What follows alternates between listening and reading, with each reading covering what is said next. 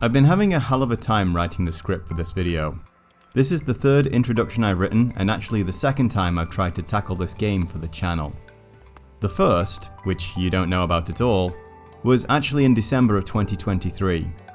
I was on hiatus in the wake of my exhausting Larian video, and I'd just finished the game for the first time and been reduced to tears by it. The narrative is very powerful and moving, and touched me in a deeply personal way. That's not hyperbole either. As a result of mental health counseling and a lot of personal soul searching through meditation, I am quite comfortable letting my thoughts and emotions simply run where they want. So yeah, I cried after finishing the game for the first time in December, and also after the second time about a month ago. It really is a beautiful story, told through visuals that quite frankly speak for themselves, and in my opinion is the gold standard for the kinds of experiences that games should be striving to create.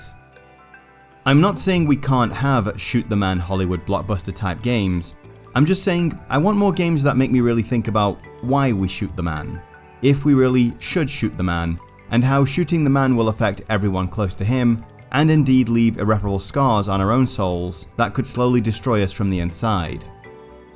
So what's the problem? The big issue I'm facing is that this is basically a point and click adventure game. Okay, it's a 2D side-scroller that you can play with a controller rather than a mouse, but in principle it has all the mechanics of a classic point and click adventure. That is to say, you find items in one area of the game that we can basically refer to as keys, and bring them to obstructions in other areas of the game that we can more or less refer to as locks. While hunting for the key to a lock, you'll invariably stumble across more locks that require yet more keys, and you'll eventually crack the first in the series of these, and from there, the whole house of cards will quickly come tumbling down. While these games have risen in popularity, fallen and risen again, the formula has remained unchanged since the time of the classics such as Simon the Sorcerer, Grim Fandango, and The Longest Journey.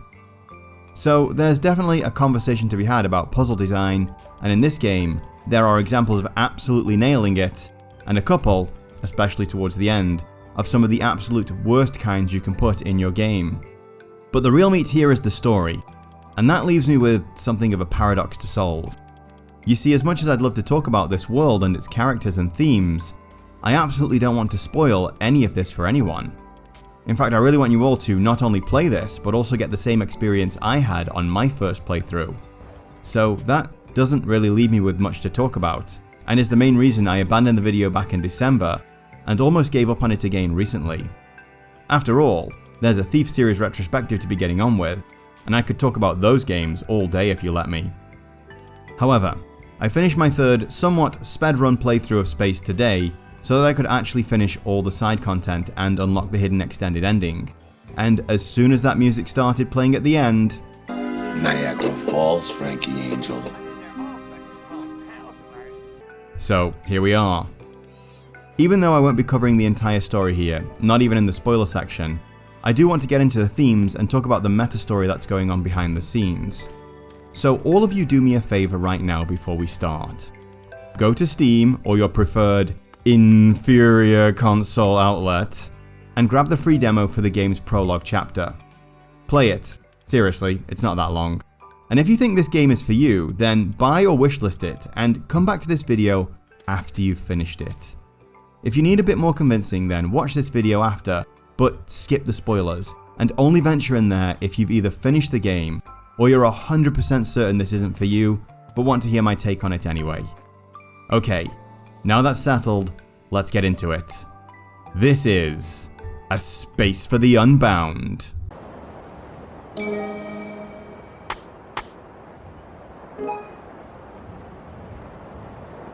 It was on January 18th, 2023 when I was browsing Twitter, please follow me for blistering takes like these, that I first heard about A Space for the Unbound.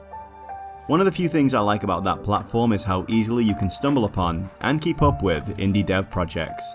And that's how a video for a cool side-scrolling adventure game with adorable pixel art graphics and a chill slice of life high school story dropped onto my radar. I like the look of the art direction, the 90s vibes, and oh, by the way, the world is ending. Wow, you just said a lot there, little trailer. Color me intrigued. So when does this little indie gem drop? Well, according to the tweets, the next day. I will say I almost bought the game at launch, but I'm always cautious about these things. I don't need more games just sitting in my backlog, and while, as much as it pains me to say it, but look what happened to Flashback 2. So I held off until my time freed up. The reviews as they stand now are overwhelmingly positive, and as more tweets and praise and even award nominations came in, well, it was very clear that this was a story I wanted to experience. So let's start with a look at how things are set up in the demo and the first chapter. It was a cold night. The South Star Princess was weak, and the cat was worried. "Princess, you look sick. Are you okay?" the cat meowed. The princess looked up at the night sky and thought, "It's time to say goodbye, to leave the world behind. I have something for my dearest friend, a parting gift. I'll show you my last miracle." Something shone brightly in the palm of her hand. It was the miracle. The cat was stunned, in awe, but it cried, too. "Oh no, princess, please don't. I can't let you go," the cat meowed. The princess just smiled and stared into the cat's teary eyes. "Everyone wanted my miracles, but you're the only one who stayed by my side. Thank you for being my friend."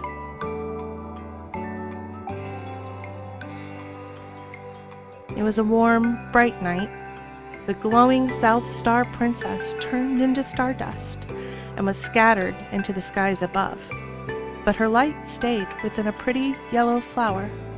Left behind and alone, the cat hugged the flower to itself. We come out of the fairy tale and find an unlikely pair working on its creation. The older boy named Atma and the much younger girl named Namala seem to have been working on this as a joint project. She even refers to him as Mr. Co-Writer. How and why these two are building a fantastical world together is in fact the crux of the whole game's story, but we aren't going to know that for a very long time to come. Even so, the ending has clearly touched Atma, and it seems Namala has an epilogue of sorts to share with him. The story of how the cat carries the Star Princess's essence back to her home, and the incredible adventure he has along the way.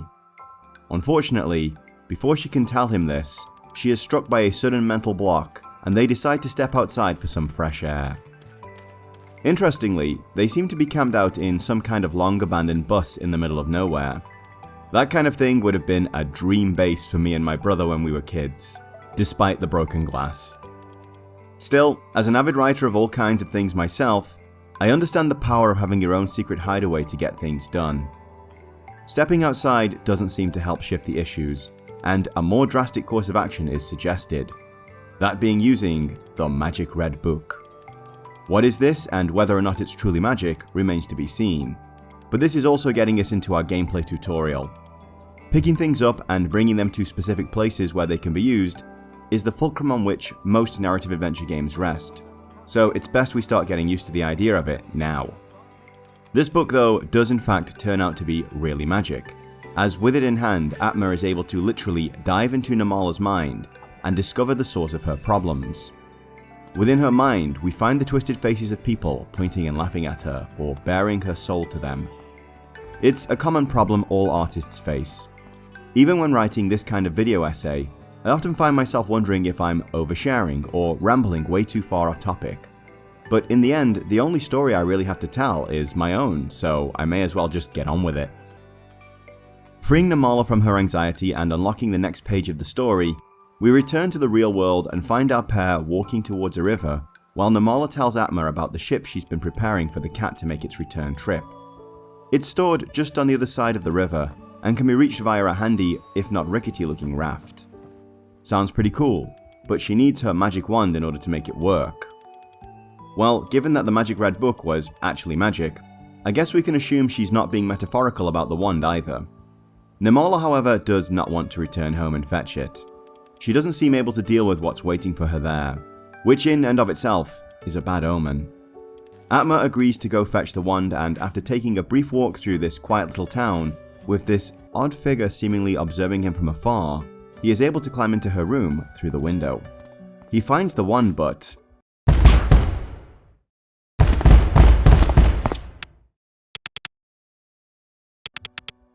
wow, things just got very dark. That may explain this warning at the start of the game. So, since I told you all to go and play the demo, hopefully you all know at this point that things are about to take a turn for the worse.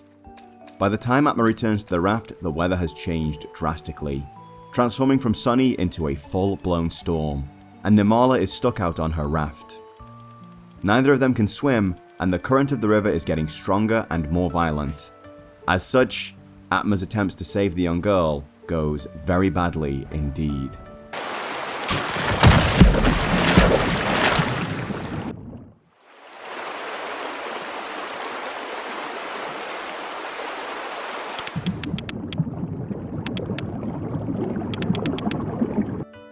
I'm going to get into the art direction eventually, but can we just take a minute to really appreciate how beautiful this is?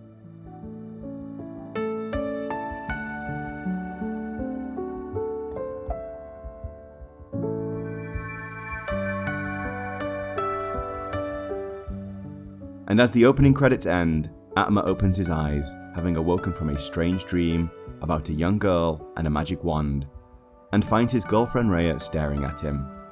And trust me, this isn't even a fraction of how strange and reality-bending things are going to get.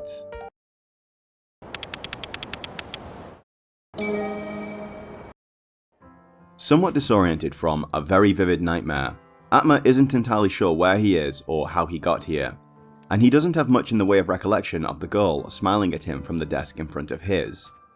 However, as the dream fades away, as dreams have a tendency to do, the world in front of him is brought very much into the foreground, and all he can do is deal with it. This is Rhea. She's Atma's girlfriend. We've seen her before, remember? And based on what her teacher says, she's something of a star student with a bright future ahead of her. Which does leave me wondering what she's doing with a guy who can't even get through class without falling asleep. The pair of them are high school seniors, and it seems like graduation is just around the corner. They've been assigned the task of filling out some kind of future plan for their teachers. They are being pressured into making big decisions about where they want their lives to go after high school, and I think Rhea sums it up perfectly with this line right here. I don't like it when adults involve themselves in my future. They just want to make us into one of them. I want to choose my future, not one the adults would find acceptable or beneficial. And with that, the project to plan their future is abandoned in favor of making... And I fully support this action too. Hustle culture bros and all kinds of toxic people will insist that you need to be focused on earning 6 figures a year by your mid-20s, or your life will be meaningless and you'll be a low-value person with no prospects, romantic or otherwise. You've got to get the degree, get the job, or start the business, or whatever. Honestly, fuck all that. Your life and your value is not measured by imaginary numbers on a computer screen or pieces of paper with dead people printed on them. Your life is to be lived and experienced, and it's absurd to think that people as young as Atma and Rhea are in any position to make choices about the rest of their lives at this age, to say nothing of the fact that none of us know how long we have left anyway. Any one of us could die today for an uncountable number of reasons, so fuck chasing money and a stable future. It doesn't exist. Go have fun. So our two lovebirds decide that, rather than trying to plan out their futures in a way that will make the adults in their lives happy, they're going to cut out of school for the afternoon and go see a movie together. And I could not support them more if I tried. Unfortunately for Atma, getting out of school proves to be quite the problem because of staff and teachers guarding against exactly this kind of behaviour. But not to fear, because after an accidental collision with another somewhat strange student, Atma finds himself reunited with a certain red book from his dream. This book becomes a major part of our UI too, as it contains Atma's to-do list, the bucket list, which acts as a kind of list of special objectives to be hunted down throughout the game, a checklist of collectibles, and a reminder of what's in our inventory. The book showing up is certainly an interesting enough twist of events, and starts to make us wonder how that prologue story connects to this one. Alternate timelines? Ghosts? Wibbly-wobbly, timey-wimey stuff? But actually, from a non-linear, non-subjective viewpoint, it's more like a big ball of wibbly-wobbly, timey-wimey stuff. Man, this show used to rock so hard. Our first chapter involves taking care of a cat and going to see a movie with our girl. Sounds nice, right? Let's walk around town, enjoy the 90s vibes, solve a few funny puzzles, and even learn a little about Indonesian history. In the second chapter, our big mission is to make a Black Forest Gato to help our girl feel better. How wholesome, right? Well, things get very dark by the end, with the world on the brink of destruction, and a lot of not so very subtle symbolism about depression and suicide. Well, how do we get there? And what's the story in the prologue got to do with any of this? It becomes clear early on that Rhea is more than just what she seems at first glance. In fact, a big reason she wanted to take Atma on a date was to finally have a chance to open up to him about her power. She claims she's always had these magical abilities, and given she's able to create an entire cat wonderland and communicate with its inhabitants, they're certainly pretty potent. But the first chapter ends in a somewhat ominous way, when Atma not only discovers he's able to space dive just like in his dream, he also uncovers a piece of the story of the South Star Princess inside the space dive and encounters... Okay? Things get turned upside down quickly as Rhea explains that she's become aware of some darker force, another power that has malevolent intentions, moving in on their town, and as they emerge from Cat Wonderland we see that things have taken a turn for the darker. With Rhea exhausted from overtaxing her power, Atma once again uses the power of the space dive to unscramble the situation. It's a major mechanic and what most of the game is formed around, but even so, it's not quite enough, and we end in a way that hints at much more to come.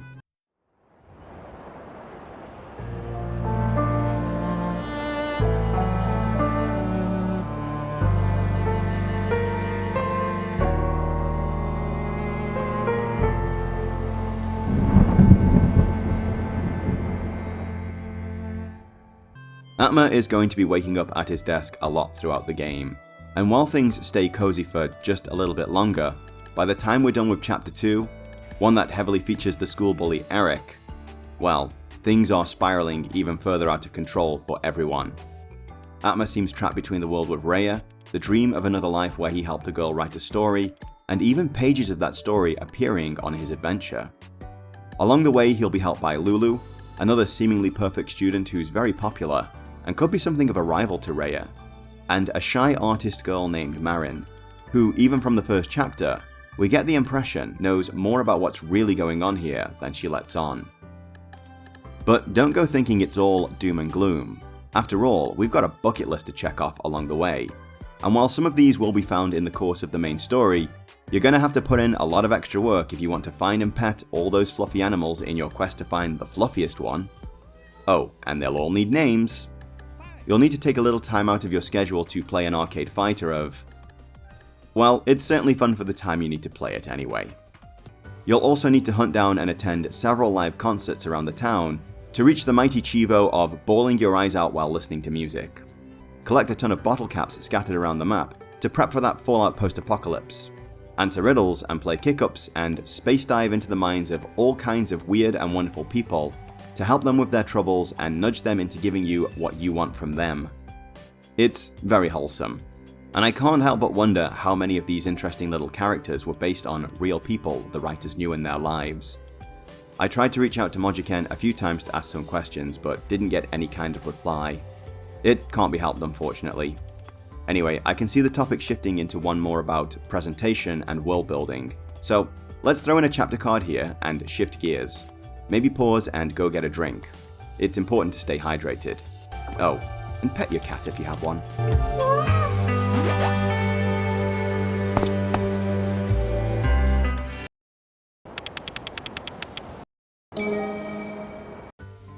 On top of a truly heartfelt story and themes, much of which we'll dive into in the spoiler section, A Space for the Unbound does a wonderful job of presenting you with a community full of interesting characters that creates a very real and lived-in world full of wonderful 90s nostalgia. Something that's kind of a big deal around here if you hadn't noticed. There's also interesting historical and cultural information about Indonesia, all presented in just some of the most gorgeous pixel art I've ever seen in any game. On top of that, this game wears its influences on its sleeve, and it really felt like all the developers wanted a moment where they could just point and tell people, this is why I got into games! Whether it be Street Fighter 2, in fact all the games in this arcade are a little callback to one game or another, Ace Attorney, or just the whole high school anime vibe in general, and the magic girlfriend storyline, it's all very charming, and not at all invasive or fourth wall breaking. While Loca City is, well, a city, the game takes place in a few small streets and shops, but this is definitely a quality over quantity world space. Much like survival horror, a genre that actually descends from old point-and-click adventure games, you're going to be visiting and revisiting all these areas many times, as new characters come and go and new challenges arise and need to be overcome. So with all the backtracking, it's certainly nice that this place is very easy to navigate, and doesn't have me wishing for any kind of fast travel. I haven't played too many 2D games like this. The only other one that springs to mind is Dex. And yeah, I really need to do a video on this little gem too.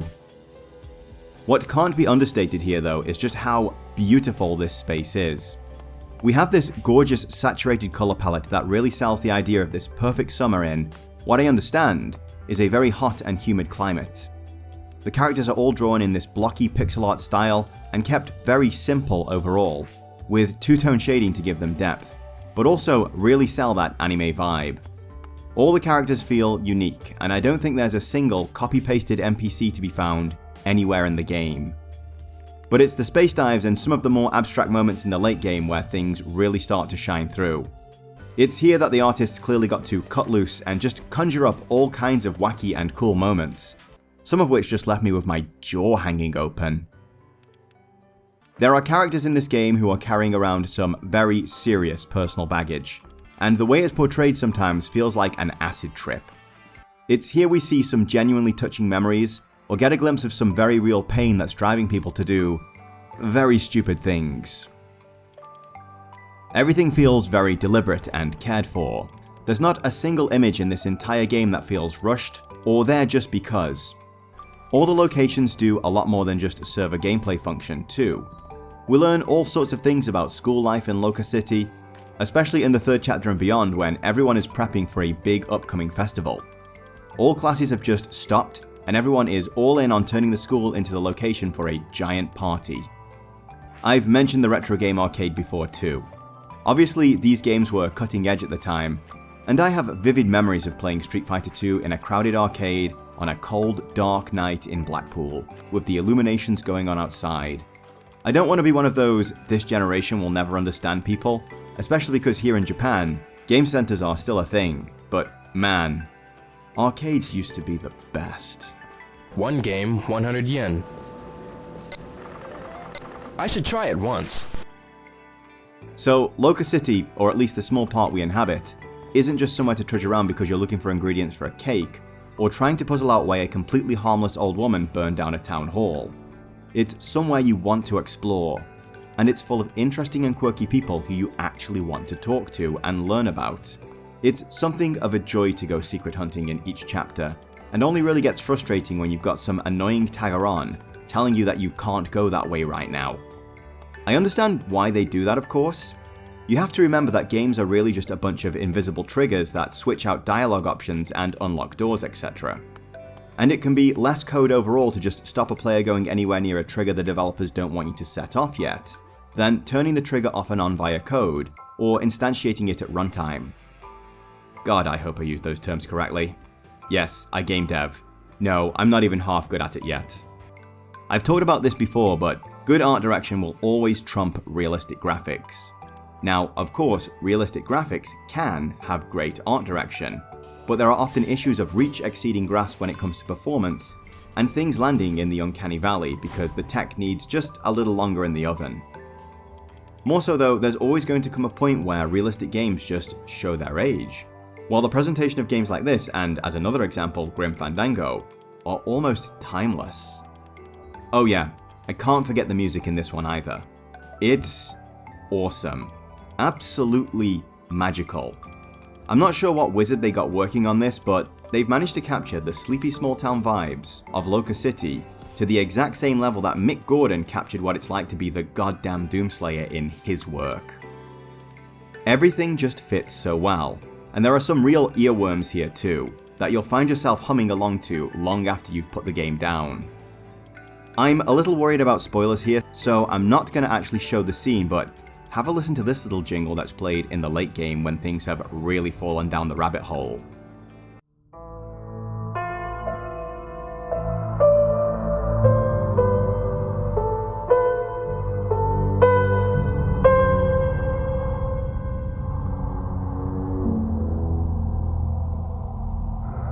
Yeah, some real Fatal Frame shit right there.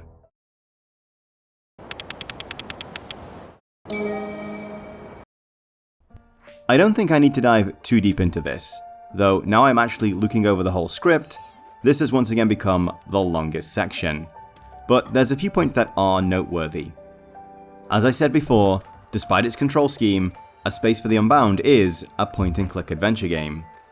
I suppose narrative adventure game might be a better genre title, but I think that particular subgenre has been hijacked by the David Cage-like or the Telltale game.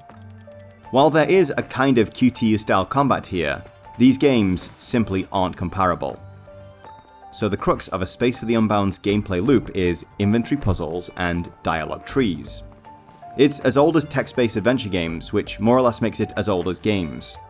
That being said, these ideas are streamlined and refined to create an overall smoother and faster paced experience than what your typical point-and-click adventure might offer. Also, none of these puzzles are really that challenging, and I'd argue that the couple that did have me going to the wiki to figure out their answers are not fair. That is to say, they don't rely on your ability to play this particular game well, but on other cognitive skills than your ability to hunt keys and figure out which locks they go in. One reason for this reduced complexity is actually the lack of a combine option. Combining isn't in every single old school point and click adventure, but it adds a massive layer of complexity to the ones that it is in.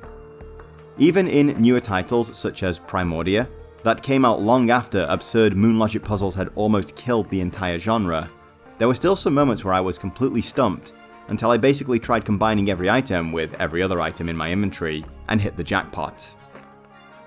The early levels of the game are laughably simple.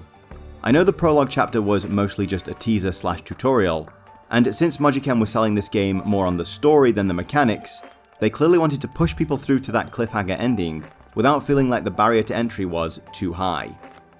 Still, the first chapter or so doesn't place a great deal of distance between your objectives and the things needed to crack it.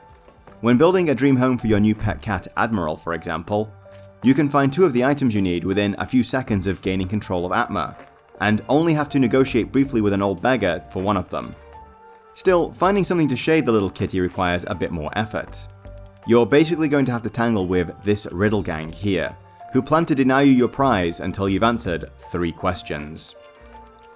Fortunately, the game doesn't expect you to know these answers or open a browser and go looking for them.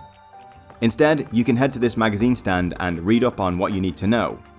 I hope enough people had the sense to do this before reaching for their phones. I know how tempting it can be with games like these, but honestly, there's no fun playing with the cheats on like that. So there is some layering to the puzzles, and that only gets more complex and interesting as we progress through the chapters and start space diving more and more. Each chapter of the game introduces another major character and another major mechanic that will become integrated into the play. The idea being that by the time you're at the end game, all these things will combine into some kind of master puzzle. From chapter 2 onwards, you'll need to learn how to throw a punch or two. While Atma can defend himself well enough, he's not all that good at sending the damage back.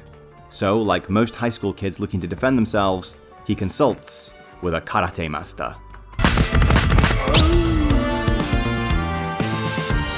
You win!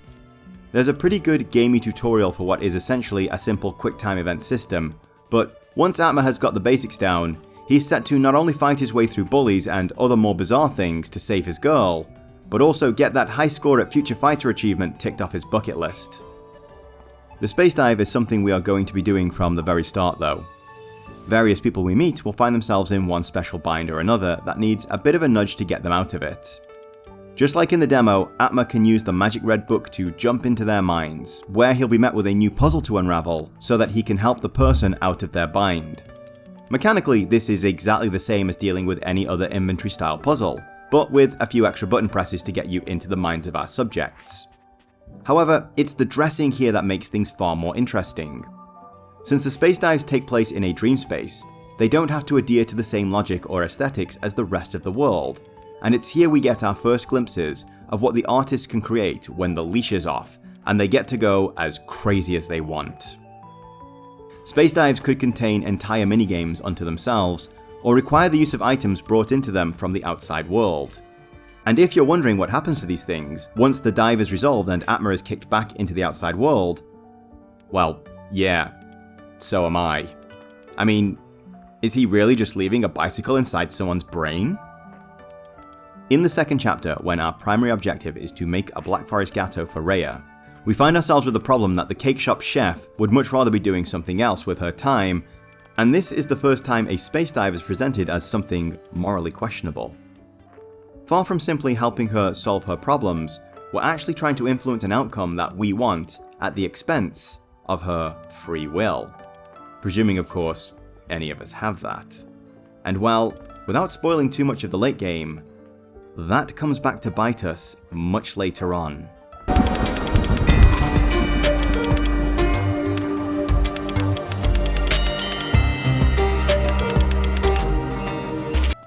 In the third chapter, we're partnered with Lulu. Similar to Rhea, she's a prim and perfect student who seems well liked and respected. This chapter probably has some of the most demanding and interesting space dives in the whole game. The individuals in question seem to have been badly messed up by some of that dark magic that Rhea was talking about in the opening chapters, and in order to get them out of it, we're not going to space dive them, but Lulu. And this is where we get this.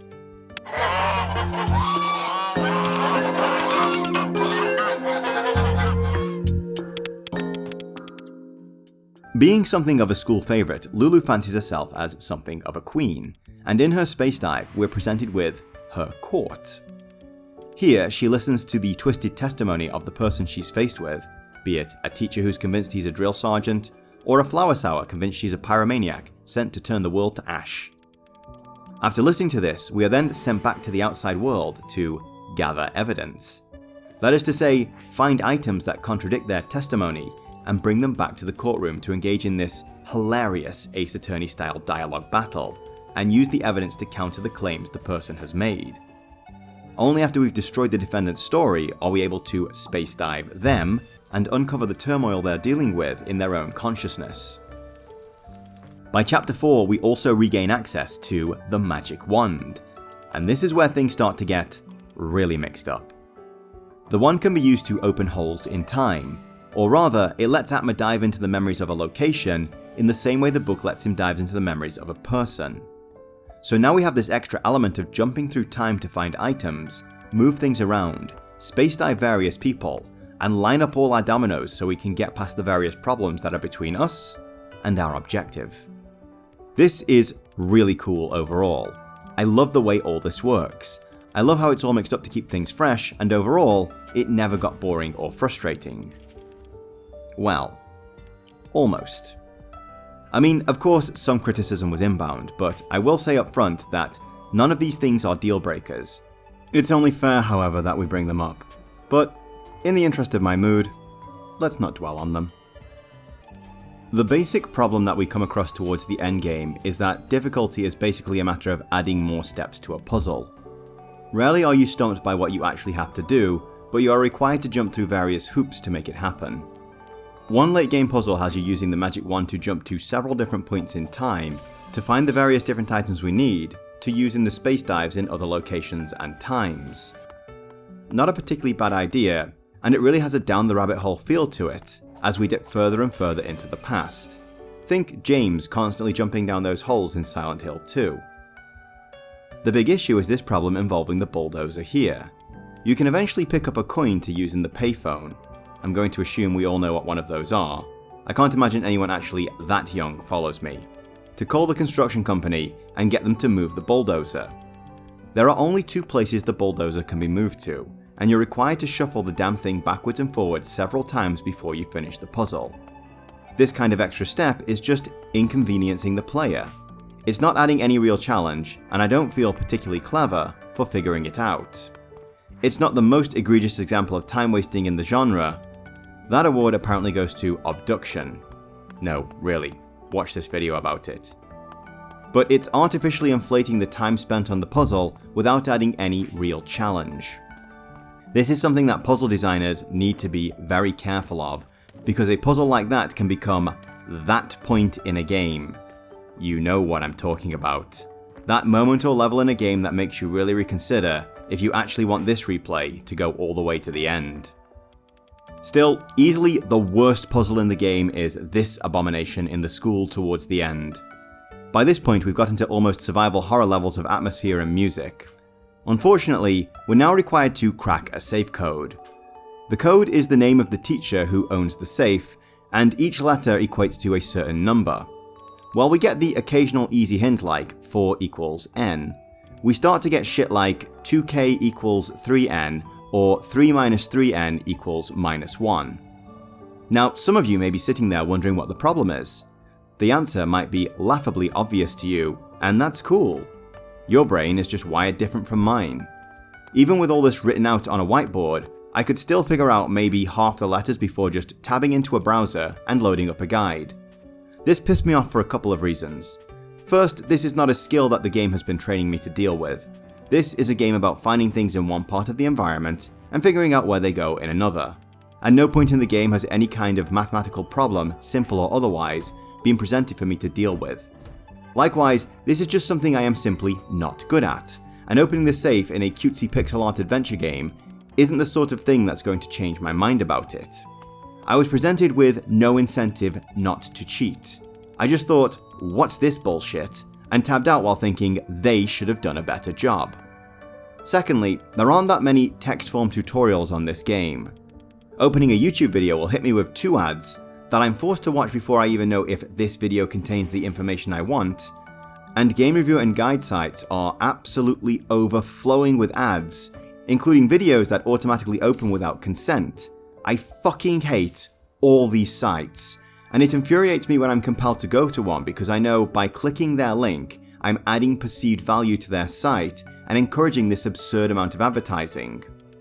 So yeah, fuck that puzzle.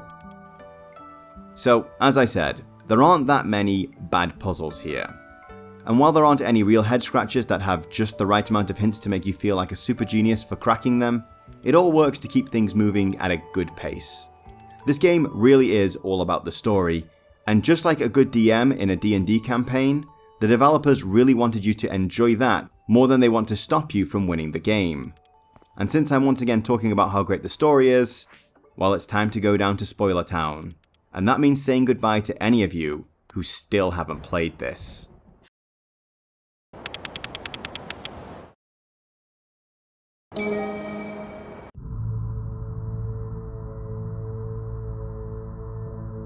With countless stars and planets visited, and numerous friends gained, the cat finally arrived on the big blue star. It followed the light and finally found the North Star Princess, alone and locked in a prison of her own creation. Drowned in a dreadful sadness, the North used the last of her power to create an impenetrable barricade. "No, no, my princess, I came to see you. Please, let me in." The cat tried anything it could think of, in the hope that it could reunite the North with her sister's light and save her from her solitude. But it was all for naught. The North was already spent. She remained in her little world, asleep for all eternity. So now we're behind the spoiler wall, I think I can finally stop lying to everyone. A Space for the Unbound isn't about a boy named Atma trying to save his magic girlfriend at all. Not even close. In fact, Atma isn't even alive, if that wasn't clear from the end of the demo. A Space for the Unbound is the story of Rhea Fitri Nirmala, a girl who comes from a broken home with an abusive father who was tormented by literally everyone in her school for the crime of simply being a little different than what they're used to. A girl who created wild and elaborate fantasy worlds and spent her time lost in her imagination, writing and drawing it all out. This is how she was stumbled upon by an older boy named Atma. We don't actually know too much about him, but we learn that he ran away from his home and school in hopes of escaping his problems and finally being able to focus on his own creative passions. He was very quickly hit with the harsh truths of a world that runs on work and money, and often slept rough, and lived day to day, getting work where he could. Having escaped from what he felt was one prison, he seemed to have fallen into another, and began to despair and become disillusioned with his dreams of being a writer. That is until he met Namala and started to help her write her own story, even giving her a red notebook to help organize her mind. The two loners formed an unlikely friendship as they explored their creative process together and escaped from reality in their shared world. Atma helped Namala structure her wild creativity into something story-shaped, and she in turn reignited his love of writing too. But it was during a powerful storm where Namala watched her closest friend drown in a river after he tried to save her from the same fate. She believed she was directly responsible for his death, and carried it around like a dead weight from then on. In a desperate attempt to somehow make up for all this, she violently rejected the creative part of herself, and instead cut her hair and took on the role of the perfect student who got all the best grades so that her father would finally be happy. He wasn't. She rose to the grand status of student council president, much like Lulu, the girl she aspired to be like, and attempted to manage the entire Lintang festival by herself. When the whole thing almost failed and she was stripped of her responsibilities, she was once again reduced to a social pariah who was hated no matter what she did, and was a failure and disappointment to everyone around her. She hadn't just failed in her mind though, she'd validated the opinions of everyone who had ever said a mean word to her. She'd proven them right, and maybe at that point she'd started to believe them too. Sometime after that she attempted to take her own life, and that's more or less where the game starts. Far from being some "it was a dream all along" kind of cop-out though, A Space for the Unbound is going deep and hard into ideas of identity and consciousness, and the kind of trauma that socially isolated kids can go through, and that's really why this game resonates with me so hard, and why I really wanted to talk about it. It may not come as a surprise to you that a guy who likes to spend large swaths of his free time alone at his computer, playing games and turning them into 1 hour plus videos, didn't exactly have a lot of friends when he was younger. Not to stereotype, of course, everyone has their own story, and what I experienced certainly doesn't match Reia's experience, but there are things happening here that strike very raw nerves for sure. In the later chapters especially, when we're jumping through time, we overhear the most vicious conversations from some truly spiteful people who seem to be systematically torturing some poor kid on a regular basis. Well, I was called a freak plenty of times as a kid and asked, what planet am I from? I didn't exactly have a thick skin so much as a rubbery one. I could bounce insults off me into jokes, but don't for a second think it wasn't getting to me. When this is going on for at least 5 years, and you can't imagine for a second why it's happening other than you don't like football, you start to wonder if maybe these people are actually right about you. As an adult, my response to a lot of this couldn't be simpler.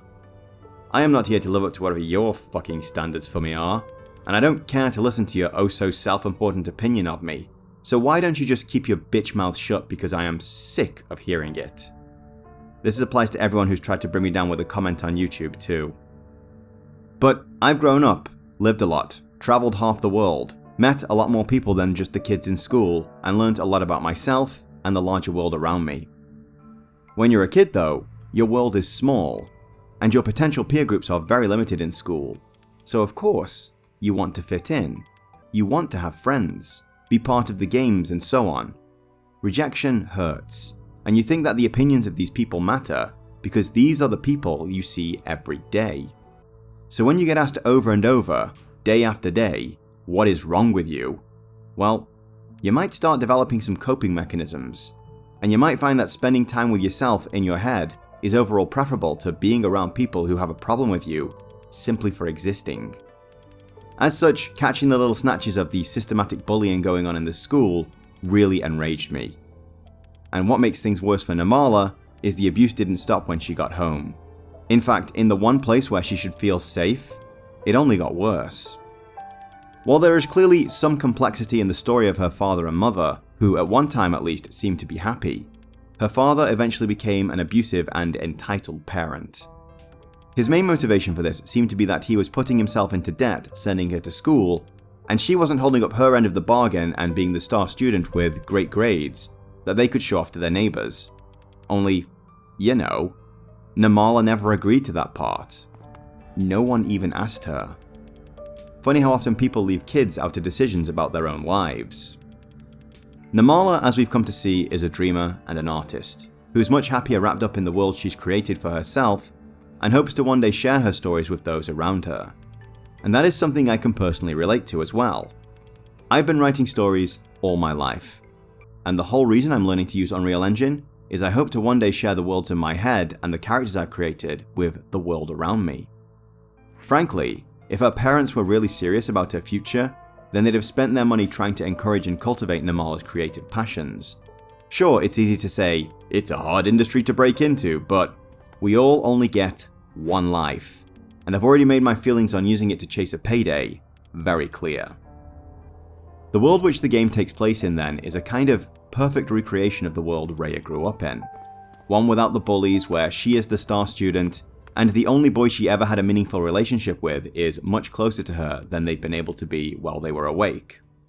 The force that's breaking this world is her. This is her send-off, her perfect end to everything. But consciousness is far more than what we give our attention to. We don't really think our thoughts so much as thoughts occur within our minds. Don't believe me? Why do songs get stuck in our heads? If you thought your thoughts, then you'd be able to stop thinking them too. So unwanted things are bleeding into Rhea's perfect world. Moments, events, and memories she could do without. At the climax of the second chapter, Admiral is killed by Eric. And the whole quest to make a cake is a kind of twisted up version of the real events where Eric tried to win Rhea's forgiveness and affection with a Black Forest Gateau. Rhea doesn't react well at all to being forced into reliving that moment either.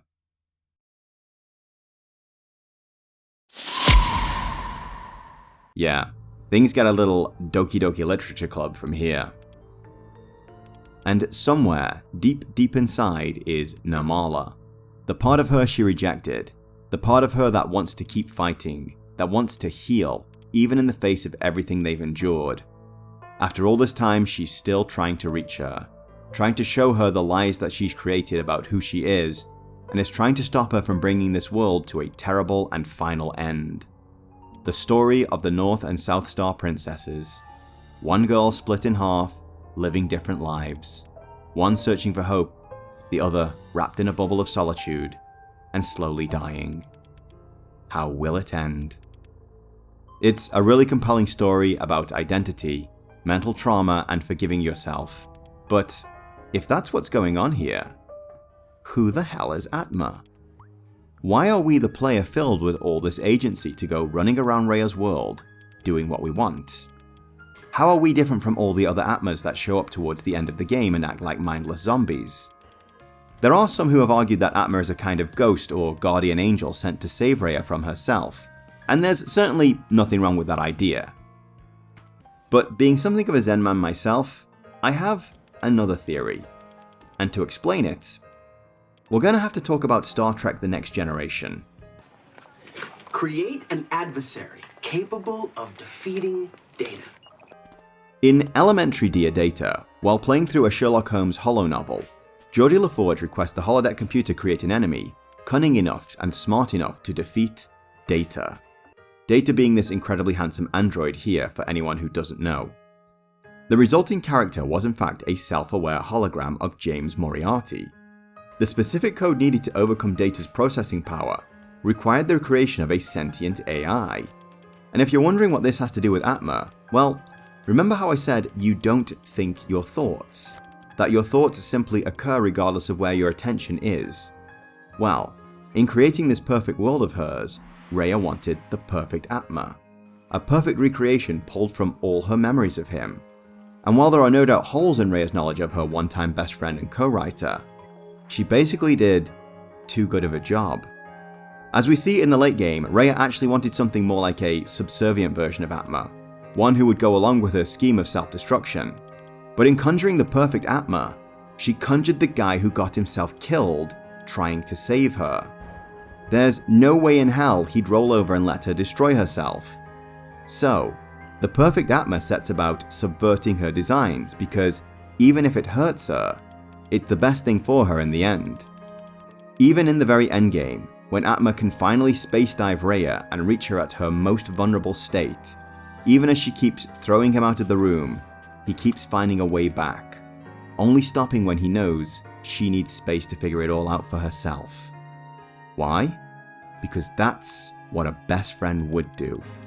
That's what the real Atma would have done. He takes her hand and gives her the strength to work through the darkness and all the horrible things that lie in wait there, so she can finally find the part of herself she rejected and become whole and start to heal. Message your best friend. Tell them you love them. Don't be scared of that word either. Remember, you have no idea how many moments you have left in your life. Why would you spend a single one of them afraid of anything? Least of all, a 4-letter word. Well, I think I've said enough now. Hopefully you can all see why this game matters so much to me now, and why I had such a hard time figuring out what to share with you about it. Let's jump over to the conclusion and link up with all the people who fled the spoilers.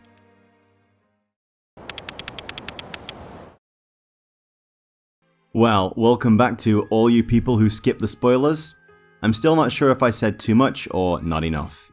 What I hope is that everyone who has seen this video is at least willing to give this game a chance now. Since most of my content is on games with a heavy narrative focus, I'm hoping my subscribers at least are all story lovers, and while this isn't the most complex of games in terms of gameplay, the story is the real gem here. Mojiken put together a wonderful narrative with well-written and interesting characters that they made me care about. They created a world that was special and familiar in a lot of ways. Sure, they're playing on my nostalgia here with things like net cafes and Game Boys, but it's still a wonderful little place to explore, with just enough secrets to have you taking every opportunity to run off the beaten path, go rooting around every little nook and cranny, and talking to every NPC you encounter. I won't spoil the actual ending, but I will say it is very satisfying and wholesome, and I am really not exaggerating about it bringing a tear to my eye. If you like pixel art, inventory puzzles, well-crafted hub worlds, secret hunting and stories with wildly swinging tones from wholesome and cozy to wild and crazy to dark and serious, well, it's all here. A Space for the Unbound is an awesome time. It's a game with a soul, and I'm all about games with souls. Games that elevate what the art can be, that tell stories with depth and meaning, and show people that just because the visuals are cute and stylized, that it can still have powerful themes hidden within. Well friends, that's it for another round of Gaming with Arkham. I hope you all had a good time. If you're not subscribed, then you should be. After all, if you weren't recently, then you've missed awesome community posts like this one here. So yes, I am now preparing for a full Thief series retrospective, but for reasons that I'll lay out in the intro, I'll be covering them in reverse order, and the first one is already finished and the script is now well underway. So keep your eyes peeled, maybe ring that bell too, and get ready for the start of our next big journey as we step into the soft padded boots of our leather-clad antihero, Garrett, in the 2014 reboot of Thief.